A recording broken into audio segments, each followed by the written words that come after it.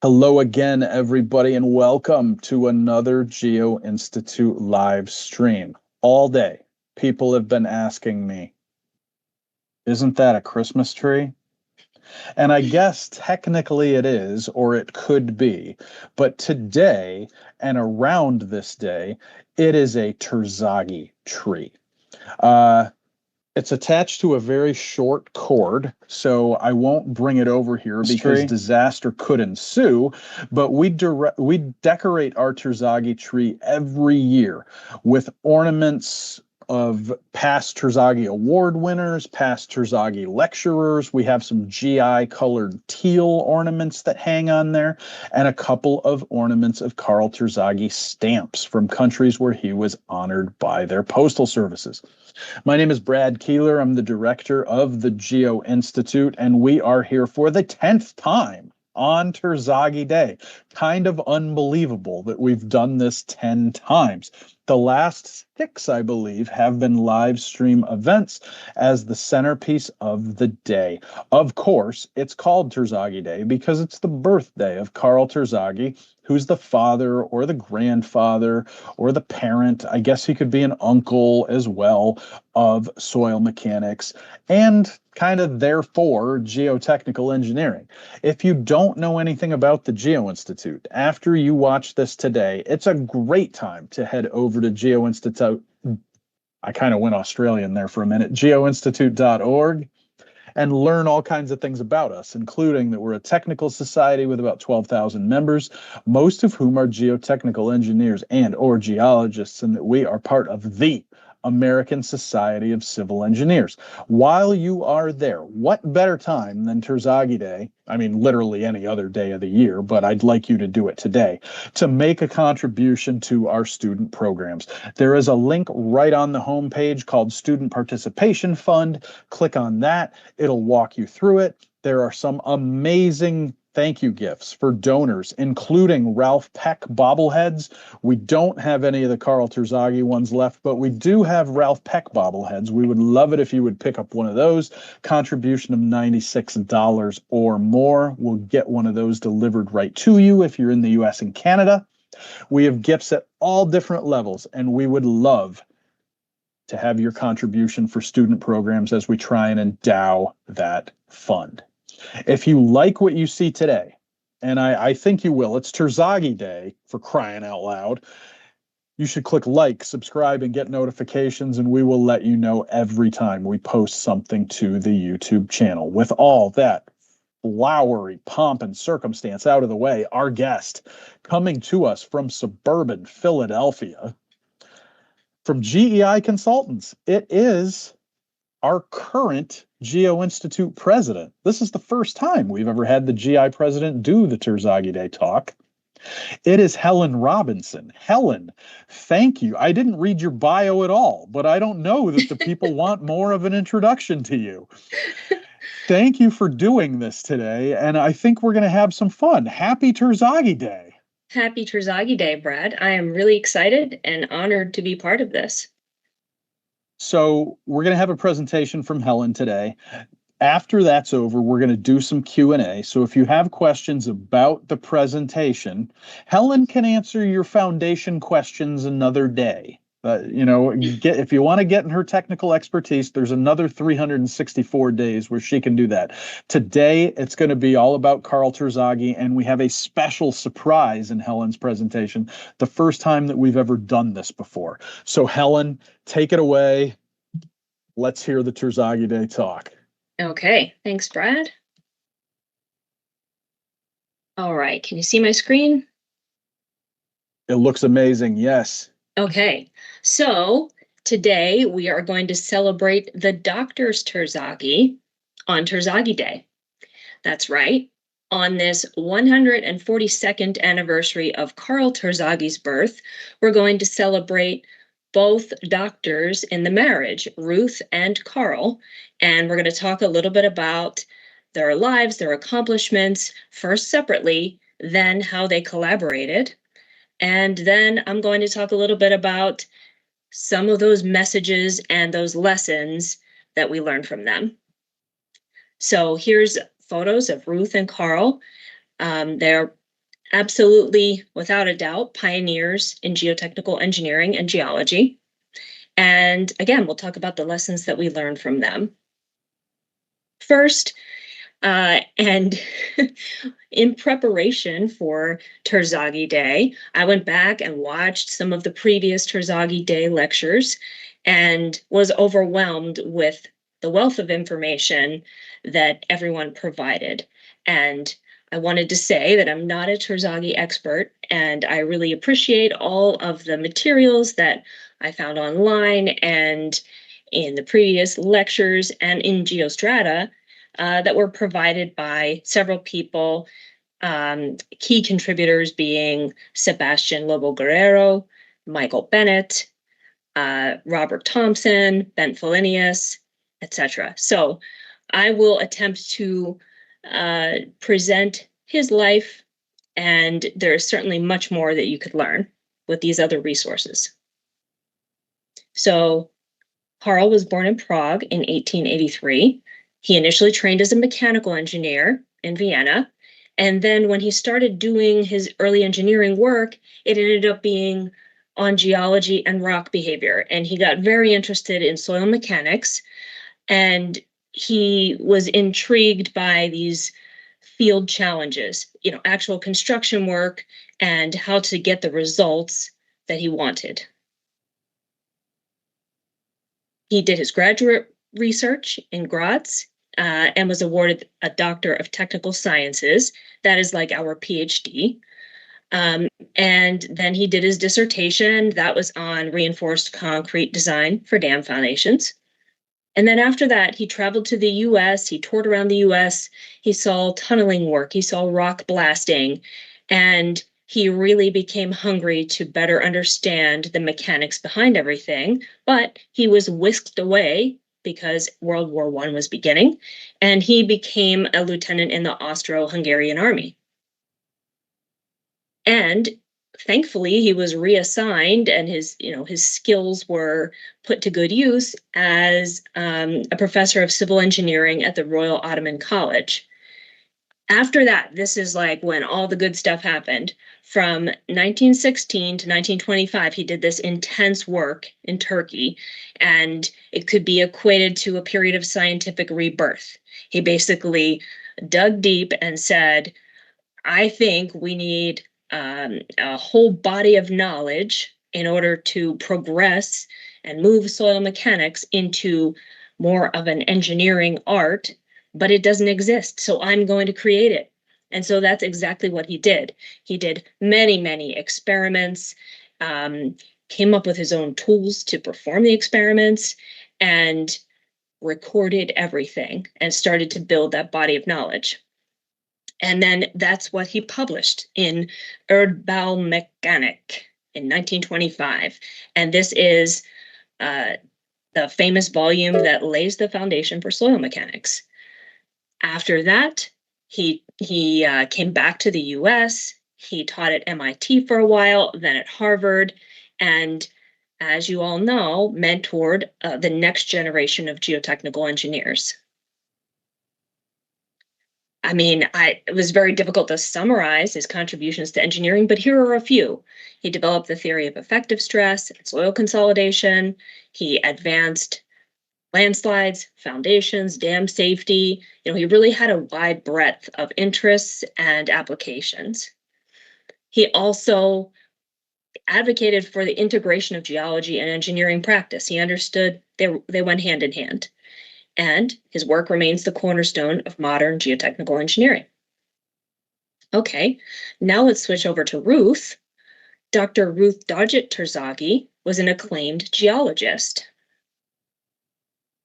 And she was born in Chicago in 1903. That's right, she was 20 years younger than Karl. She got her BS and MS in geology from the University of Chicago. Then she got her PhD in geology from Harvard. And she had some early teaching positions at local colleges in the Boston area. Then she had a period of time where she conducted international geologic expeditions. In 1939, she returned to the US. Another highlight is 1948. She was appointed as a fellow of the Geological Society of America. She was the first woman ever to hold that honor. She was also an active member of ACI and the Boston Society of Civil Engineers. In fact, she chaired their structural section from 1954 to 55. Then she became a lecturer in engineering geology at Harvard, and then a research fellow at Harvard. Some of her main interests in her career were investigating concrete deterioration in shipways. She equated a lot of the degradation of concrete to how rock is worn away, and she made similar, projections of geology onto concrete structures. She published in ACI and the BSCE journal. She also studied deterioration of concrete railroad structures, and she investigated brine field subsidence, when salt water extraction creates underground cavities. So these were her main areas of study. And her contributions to geology, she applied soil mechanics to sedimentation. She had a paper on compaction of lime mud in the Journal of Sedimentary Petrology.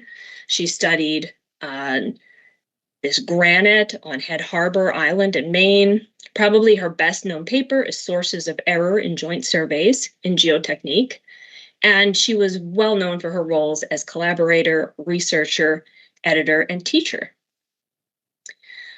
Now, I'm going to talk a little bit about the partnership, because this was a great match and one that provided an advantage to both engineering and geology. So this was great for all of us. And I was talking to Michael Bennett yesterday, and he pointed out that Ruth was far from the great woman behind the great man. No, she had just as many accomplishments herself, and really paired well with Karl for them each to advance their careers. Okay, so here's the partnership. They met in 1928 at MIT. They married in 1930. Again, they combined Ruth's geological work and Karl's applied soil mechanics ideas. And when they did these international geological engineering investigations, they each went and studied different aspects of these different dams, canals, and foundations, landslides throughout their tour. The Terzaghi Herschel Award hat trick. Credit to Michael Bennett for that nomenclature.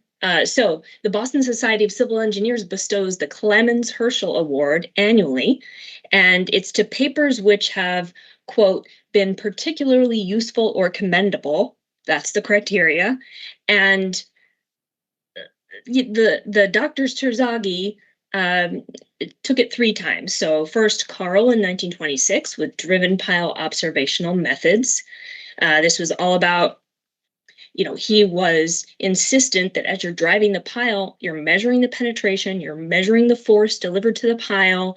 And certainly we're doing those things today in other ways and in more automated ways.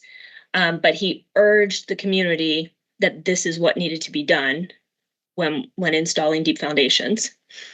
Then in 1943, Karl won the award again for shield tunneling work for the Chicago subway. And then in 1950, Ruth won the award for corrosive effects of carbonic acid on concrete.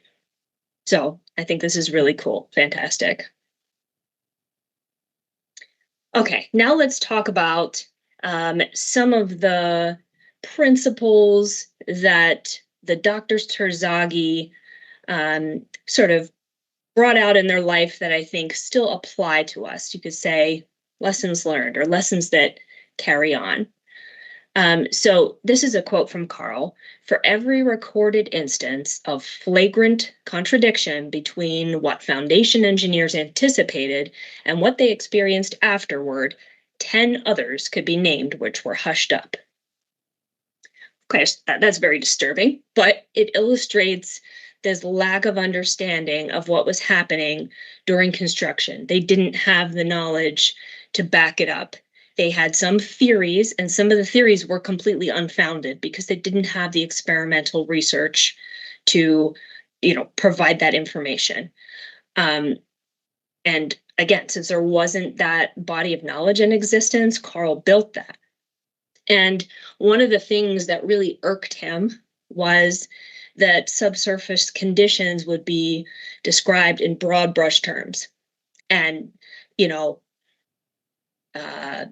colors and layers and things like that. Instead, in order to design foundations, we need quantitative defined engineering properties. And what this reminded me of was, here is an example on the left of an environmental log, soil boring log. And when you're doing environmental work, a lot of times you are just concerned about, what the concentrations are for volatile compounds. And so you're going in, you're taking some measurements with equipment, but beyond that, the descriptions are very generic, and you can see there, if you can see, organic soil, wet, odor, that type of thing is perfectly acceptable. And really all you need when you're doing a geologic log like that for environmental remediation purposes or to see the extent of contamination or something. But of course, we look at that as engineers and say, well, what am I supposed to do with this? I don't know anything about the soils except what color it is. And so then you see on the right, of course, a geotechnical boring log where we've got below counts, and then even the end values are plotted. We've got the results of some lab testing. We have classifications according to USCS, depending on, the amount of fines, the amount of sand. This is the kind of information we need, and I feel that this is the kind of information that Karl was craving when he said, this is what we need to then develop correlations to be used for geotechnical design. Okay, another thing about blending theory and practice. This is during that time when he was just intensely, this is, the time in Turkey when he was reviewing all the soil mechanics work and coming up short. He went back to 1850, looked at everything there was, found contradicting theories that weren't proven, and that's when he really got to work with his experiments. And during this time, he discovered there was two schools of thought, solutions derived entirely through mathematical theory, and judgments based entirely on field experience. And there really wasn't a combination, which is Terzaghi saw that the two perspectives were most powerful when combined. So use field data and well-grounded theories to generate rational, quantifiable designs, which can be checked and revised based on observations during construction. So this is the precursor to the observational method. Terzaghi didn't call it that, but that's essentially what it was. And so I wanted to take the opportunity to point out that in the Geo-Institute, we have a lot of powerful collaboration opportunities. You see the graph, this is the distribution of our institute, and there are many chances where we could come together and move forward the industry, based on the power of academics and practicality of consultants, and then having contractors install. As much as we can work together, I think it's only going to help improve the industry and, break down those barriers, look for opportunities to collaborate. Our technical committees, when they have special projects, there's money there for special projects. Look for a collaboration, that isn't just developing a finite element model and isn't just load testing a pile, but is a combination. So I've had the privilege of being part of several different research studies, and those have been the highlight of my career. I've really enjoyed doing the experimental research, doing the calculations, and producing a report that I know will provide value to the industry. And I also wanted to bring up this with regard to collaboration. As part of the GeoStrata 25th anniversary issue, there was this AI interview. If you haven't seen it, you have to check it out. It was an AI interview speaking with Karl Terzaghi. So it basically takes everything we know about Karl and asking the AI Karl questions and getting the responses. And one of the things I found fascinating was AI Karl was asked, what is your greatest professional regret? And AI Karl responded that it was underestimating the complexity of human collaboration. And I thought that was really interesting. Take it for what it's worth. It was AI generated, but there were times in his life where he got into a little bit of feuds with different other researchers who had contradicting theories to his. And there were times where he didn't want to work with others. And so I thought that was interesting that AI Karl had that regret. But let's not have that regret. Let's collaborate with others and, see how far we can take things. Another thing that Karl valued was brevity, simplicity. He believed the answer to any problem should fit on one page. And I think we can take this and apply it whether on the design side or research side. As design engineers, we need to simplify our calculations.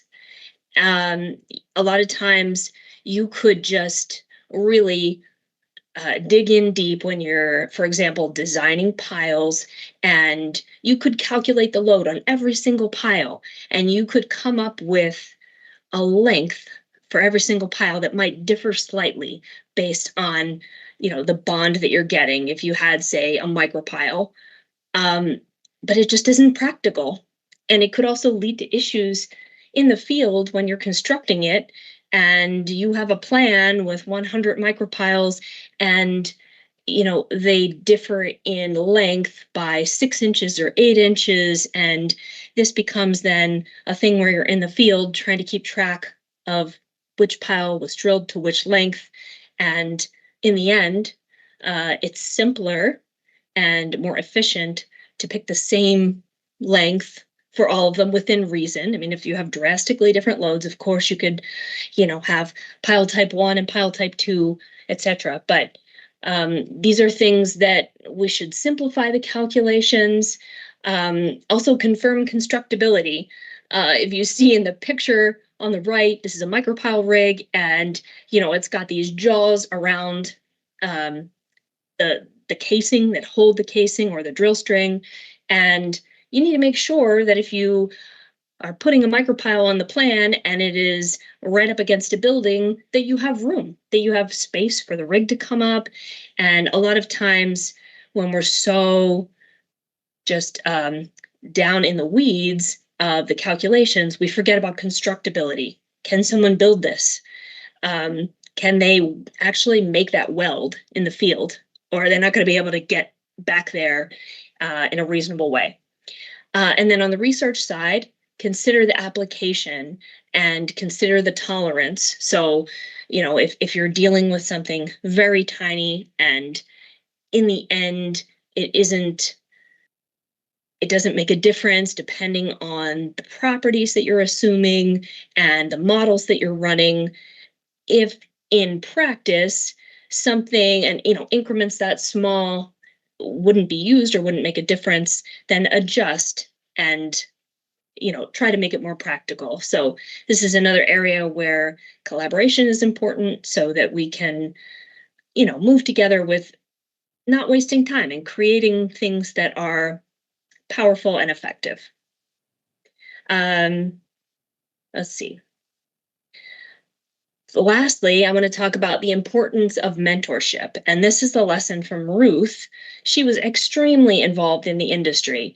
You saw she was chair of the structural section of the Boston Society of Civil Engineers. She was very involved in teaching and guiding and being a role model. So I've said this before, but be a mentor. So no matter where you are in your career, you can be a mentor. You don't have to hit some magic number of 10 years of experience, 15, 20 years of experience. Your input is always valuable, and you can mentor up. You can mentor someone who has more experience than you, and you can mentor down and side to side, your peers. So don't wait. Don't wait for some moment where, you are now a mentor. Surround yourself with friends and supporters that work hard and have similar goals. This is a great way to lift each other up and provide insight into what each other are doing. Listen and embrace differences. Those are lessons I think we can really gather from the pioneering spirit of Ruth Terzaghi. And that's all I have for today. So I'll say thank you and a little commercial for ASCE 2027 while we're at it. And I appreciate that. Yeah, and if people haven't heard about it, ASCE 2027 is going to be in Philadelphia. All the institutes are going to come together for a big conference for the first time in a really long time. We'll be opening the call for abstracts 2 weeks from yesterday, so October 15th. Look out for that. As I said in the chat, put your questions right there to ask Helen. Because I didn't do it before the presentation, we do have a sponsor today. Geopier has wonderfully sponsored Terzaghi Day for, I believe, the fourth or fifth year in a row. We want to thank them for doing that. We have a quick message to play from them. And while we're doing that, think of those questions, put them in the chat, and we'll ask Helen after we come back.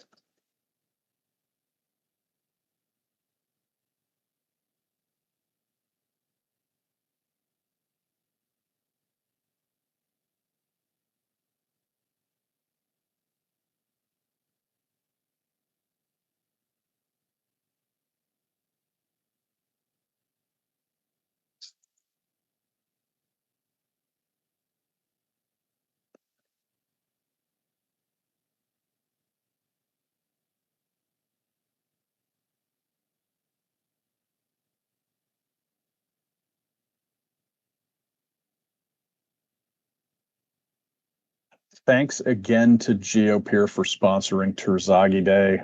We love having our friends over there involved with us in all these great events that we do. I'm going to start you out with this, Helen. Okay. I don't even know that this is a problem, but I think this is a community that we need to speak to. When somebody first starts learning about geotechnical engineering at whatever point in their academic career that they get there, in your opinion, why should a younger engineer care about what Karl Terzaghi did? I think one of the advantages that our community has is that he didn't live 3,000 years ago. Like, you can still talk to people who talked to Karl Terzaghi, who studied under him, who may have even worked on projects with him, but it was still a long time ago. So why should a younger engineer care about Karl Terzaghi? Yeah, I think a younger engineer should care because the lessons and his life journey are still very relevant. One of the other fascinating things is he died when he was about 80 years old, but really didn't start like the meat of his career until he was 42. And so, I mean, I think that is comforting to a young engineer. Like, I've got time. I can figure this out. I can, get my feet wet, go out to the field, see a lot of stuff, ask a lot of questions, and then still do awesome stuff, still do great stuff. I like that. I want to ask a personal question to you then, because you had a slide up there. I think it was called blending theory and practice. You got into this a little bit, but if you could speak a little more about how you do that day to day. You're not in a lab all the time. You don't have an academic position. I guess more about why it's important to you, but how you make sure that happens in the work that you do. Sure. I mean, I think the simplest example is designing a deep foundation and load testing it. You know, we do soil borings all over a site.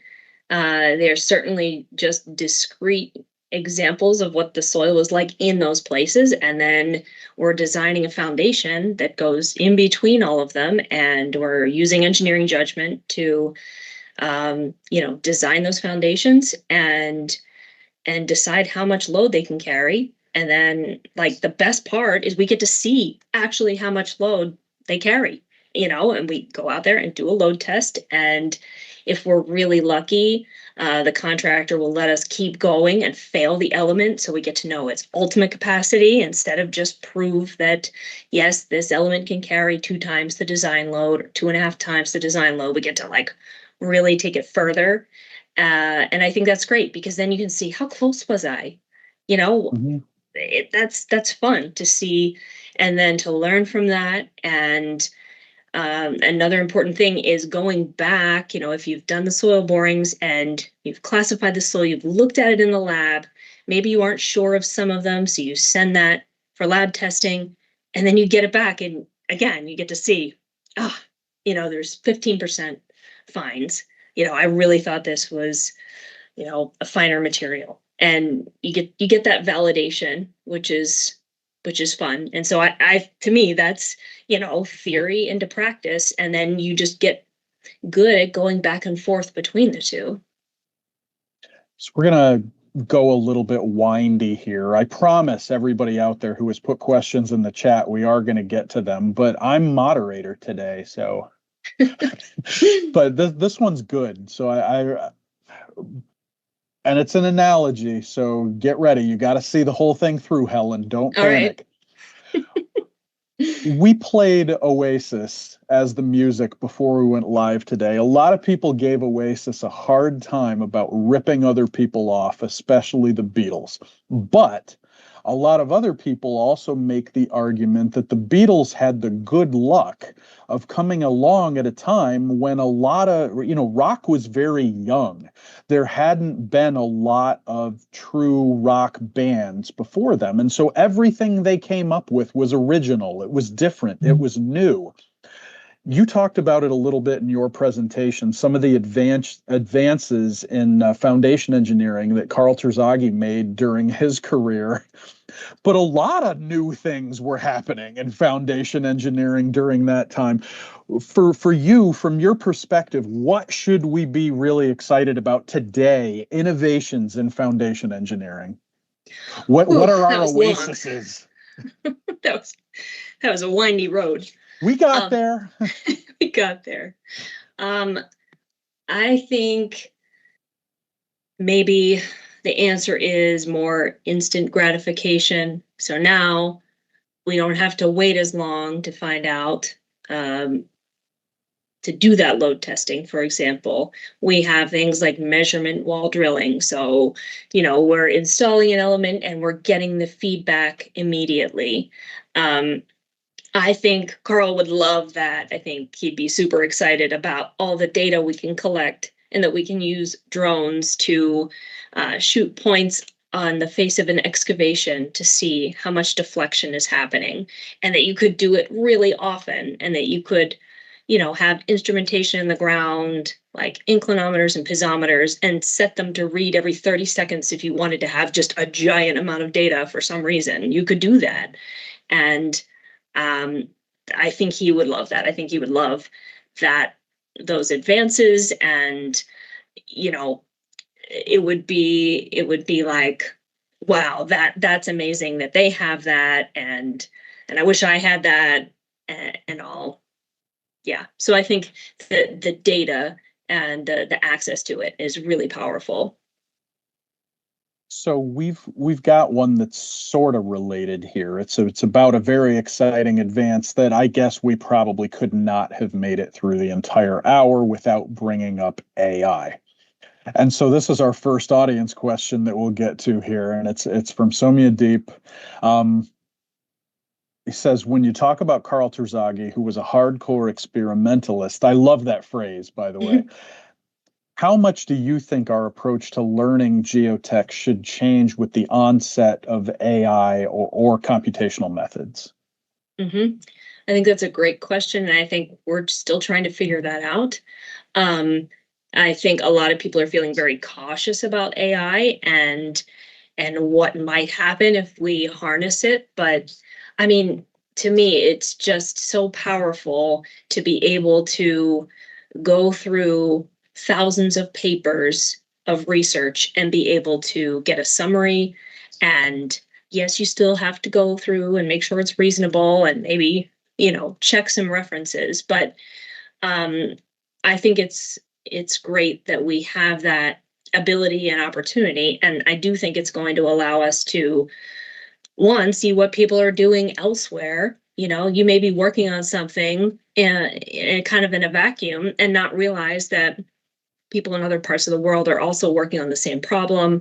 I think it will help us connect and collaborate. So I'm excited for it. I think a lot of geotech used to be very administrative. It used to be, okay, I'm going to handwrite my soil boring logs, and then or maybe I have some device to put them, electronically in the field, and then that is going to go to create a boring log, and then I have to do something else to put it into a cross section and so on. Now, of course, we have tools like digs that you can do that, and you can just pull in all this data. And then we get to the real part of geotechnical engineering, which is, what do we do when we have this cross section, and how do we design for it? The engineering part isn't making the boring logs and plotting them and trying to make them all line up and look pretty. I feel like that bogged us down for so long, and hopefully we're getting over the hump there and then can move on to the fun stuff, which is, now we have all this data. How do we become better engineers? So you didn't expect this one to come out of that, but I feel like it's a pretty natural follow-up question. Do you think that AI then, I guess not specifically AI, but the collection of technologies around it has saved the profession from the commoditization that so many people were afraid of like 8 or 10 years ago? Well, that's a great question, Brad, because I still feel like we're still like, not in the danger zone, but we still aren't appreciated as a profession and in so many ways. And maybe that's partly us, and we need to go out and spread the word and tell people how exciting it is. But I certainly think it will help us. It will help us, not have that burden and have young people coming in and saying, "Oh, this is what I'm going to be doing all day." No, you're going to actually be doing calculations and installing stuff and seeing what happens. So yes, I think we're on the right track, and I hope you're right. I hope that helps lift us out of that commoditization I zone. realized there that save was a strong word. Save us. We've got another question from the audience, and says Dr. Terzaghi's work, but the question asker doesn't say which Dr. Terzaghi here. Dr. Mm. Terzaghi's work seems to align well with what Michael Bennett talked about in Louisville, revisiting practice to see if we could do better. Is there a topic you would like to see revisited? And I will, while you're giving this answer, Helen, put a link to Michael's Geo Pit talk from Geotechnical Frontiers in Louisville on why we should learn geohistory. So go Okay, ahead, Helen. thanks. Um, first, I think learning about our history is fascinating, and it does help us, help prevent us from repeating our mistakes. It's also amazing the ingenuity that existed to be able to build some of the things that we're still trying to figure out how they were built. Um, But yeah, I feel like I kind of lost the question there, but anything you'd like to see revisited, I guess. I guess as areas of research, I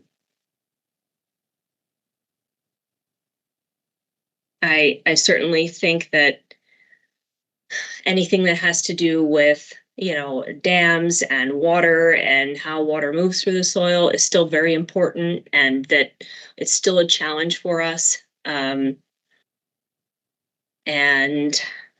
I don't know, I'm kind of getting hung up on this one, but for structures, I think new tunneling techniques. It's amazing what tunneling techniques existed and the things that were built in the past that would certainly be interesting to revisit that. We do have one that came in from one of our regular viewers, Sean McEwen. And I don't know if you came across this when you were doing your homework, especially on Ruth. Do we know whether Karl and Ruth ever presented at the same conference? Oh, what a great question. I have no idea.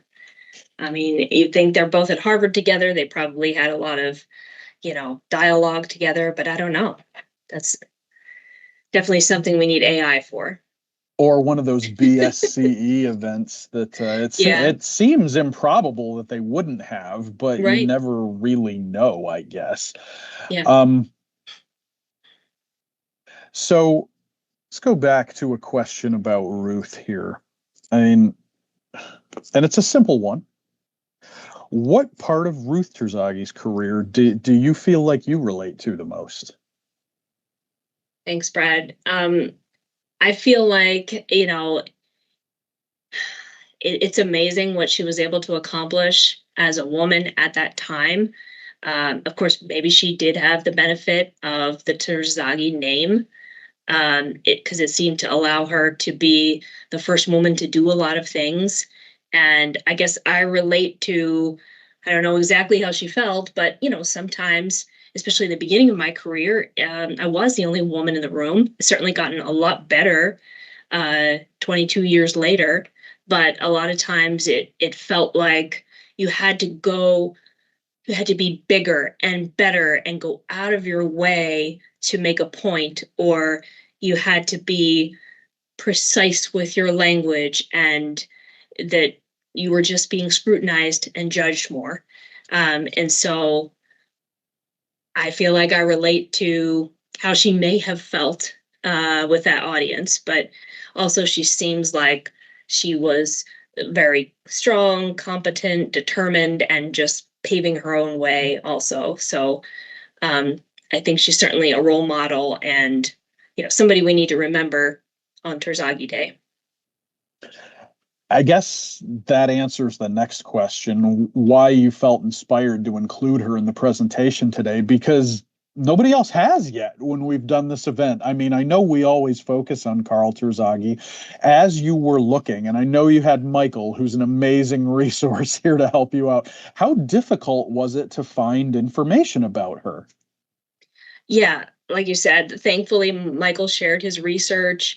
I don't know if you can see this calendar on the wall behind me. I have it open to Ruth Terzaghi. This is a calendar that the Women in Deep Foundations Committee of DFI created with legends last year. And Michael did the entry on Ruth, and I think really had to dig deep to find information. I had trouble finding photos of her, really just very few compared to the number that I found more readily available of Karl. So yeah, it was hard. And basically, the hits I was getting were geostrata, and stuff that our members have researched in the last couple of years and brought that to light. As you go through your daily life, I mean, do you have a feel for how often somebody around you makes a Terzaghi reference? Like, it can't be every day. I know it's It's probably a heck of a lot more frequently than people in other disciplines. The example that I always use is Archimedes, right? Like, there aren't a lot of mathematicians walking around dropping Archimedes references in a casual conversation, but none of them also had any personal connection to him. I mean, I guess you could be a direct descendant, but that would be a lot of family tree work. How often does Terzaghi's work come up for you in your day-to-day job? Yeah, I think that's really interesting, Brad, that he is so much more recent, and that we do say around the office, can you grab the Mesri book? Where's the Peck book? Where, like, and these are people that, you know, are not so far, very recently passed. So it's cool to have those people that, you know, are writing references that we are looking for every day, or referring to. Where I know I've seen that somewhere, and then you're going through a book to find it. I do feel like I've heard people make a reference like, oh, Terzaghi would be rolling in his grave or something like that. And I don't know that mathematicians say that about Archimedes. It just is more, it's like a joke. And even some other engineering professions know enough to know who Terzaghi is to us and will make a reference like that. Like, oh, don't you guys have an altar to Terzaghi that you're, making offerings to? And like things like that, that are funny to me, that other professions or adjacent professions know. So that's a good lead into another question I have here. Because Ruth Terzaghi was obviously a geologist. It seems very logical to a lot of people, I think, that geology and geotechnical engineering are right next to each other. And in many ways they are. But when you go on to a campus, for example, it's usually not that way. Your alma mater, I always call out, the geology and the geotech departments are like a mile apart, literally a Yeah. mile apart. Why do you think this is? And do you think we do a good enough job at the professional level encouraging those two groups to work together? I always thought that was so strange too, Brad. Like, why are they in different colleges at Penn State? It didn't make sense to me. Different buildings. And it was almost like, oh, I have to take this geology 101 because it's a requirement. And it didn't seem like it was part, like, that the importance really was there, which then becomes apparent when you're practicing and you need to write the geology of every area that you're working in and understand Mhm. it. And then you're looking for a geologist to help you. So, no, I don't think we collaborate enough. I don't know if it's like, one of these old ego things, scientists over here, engineers over here. But I definitely think that we need to come together more, for all kinds of things, slope stability and rockfall protection, and just so few engineers understand, um, you know, bedding and critical things for different applications with geology. Um, and then also, I think geologists can shy away from the engineering part and say, "I just like rocks. I don't want to do anything crazy with design." And so there's somewhere in between, and I think it would be good for us to collaborate more and to, include geologists in the engineering family. So we'll do one last call for questions in the chat, and there are a couple out there that are pretty technical. There was one that was very general. This isn't really the day we're going to address those, but if you've got one related to Terzaghi or to Helen's work today and how it was impacted by Terzaghi, we would love to take those. Um, and I lost the one that I had. It was going to be amazing too. Oh, So I will say, while I'm thinking of it, I put a link in the chat. We do have a special collection available for the month of October that ASCE Publications has graciously made free and open to anyone. All you have to do is create an ASCE library account. And it's part of a collection that we created a few years ago when we had the 60th anniversary of the Terzaghi lecture. So you'll go to that page that I linked to, and the first 10 papers in there, it's 10 papers and an introduction. So it's the first 11 papers are free to view for the month of October. So you can go check those out, and it's an excellent representation of the legacy of Karl Terzaghi, especially within the Geo-Institute. I guess that is a question. As you were going through those previous Terzaghi Day presentations, what was the thing that surprised you the most? Was there anything that really jumped out at you that maybe you didn't include today, but you were like, man, that's really cool. I didn't remember that. Well, I was amazed by Sebastian was last year. I was amazed by his knowledge and how he could rattle off all of the accomplishments and all of the different families. I was telling you earlier, Brad, that I don't always know who studied with who and these groups that are of academics and how they're connected and all of that. So I find that very interesting. It's very important to our profession too. I don't know if it's important to other professions. I don't feel like you hear that as much where, I studied under this person who studied under this person, and like that's how you introduce yourself, and then you make that connection. So I think that's unique, and that's something that was interesting. Yeah, and I was also surprised about Ruth and Karl touring around and doing all these things internationally, which seems like it would be very difficult, in that time and between the wars and just with all the politics and everything. It's amazing that they were able to go to all these different places and all these large dams and study them and be part of that, and that there wasn't any trust issues or that they were able to have access to those things. I think one of the things that's most amazing to me about that, and it's not exclusive to just the Terzaghis, but people who were doing work kind of, I'd say pre maybe 2000, is the luxury of time that they had. I think we go through our days in a much different way than people did 100 years ago. Everything is expected from us instantly. And if you told somebody that you were going to go out and take a week to do a dam inspection and kind of tour around the local area, maybe meet up with some people that you hadn't seen in a long time, and that was all you were going to do, I cannot imagine that your boss would be really cool with that. The luxury of time is something we don't really have anymore. Yeah, I see what you mean.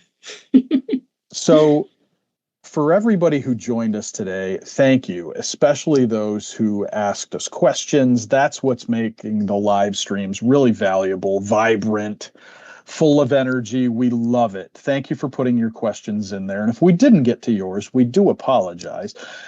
Our very next live stream is going to be in 12 days. It's GeoStrata Extra, the latest issue of GeoStrata, just available digitally, and you should have it in your mailboxes as well, is about offshore geotechnics. And we'll be joined by Chaoyan Long from Fugro in Houston to talk about offshore foundations.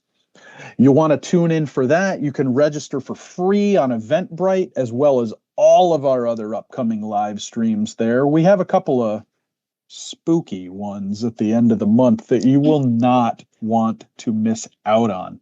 Helen, thank you so much for doing this today. I don't know if there's anything you want to close with. Well, thanks, Brad, for the opportunity. I'm glad I was able to do something a little different and present both doctors Terzaghi, and I really enjoyed it. Thank you. Everybody out there, enjoy the rest of your Terzaghi Day. And we've always said you could celebrate Terzaghi Day every day. I've got the nice printout over there that a colleague made for me a couple of years ago and put up on the wall. Again, the Terzaghi tree makes stratified food. That's always a great way to celebrate Terzaghi Day. We've had some great entries over the years. Our producer today was Aurora Flieger. Thanks again to all our viewers, and we will see you very soon with another Geo-Institute live stream.